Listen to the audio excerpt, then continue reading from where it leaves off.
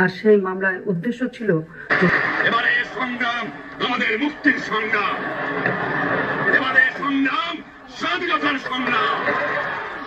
বাংলাদেশ এখন কার্যত স্বাধীন।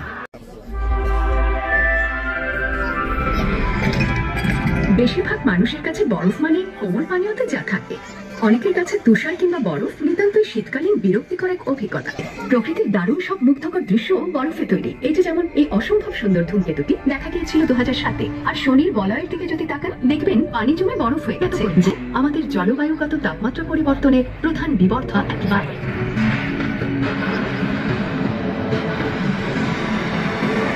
তখন করে নিয়েছে নৌকা। ছোট এই চিহ্ন ইঙ্গিত করছে বড়সড় পরিবর্তনের। শুধু প্রকৃতি নয়, দেখা জন্য শীত নেমে আসে পৃথিবীর বুকে। হ্যাঁ, আইস এজ মানে বরফ যুগ।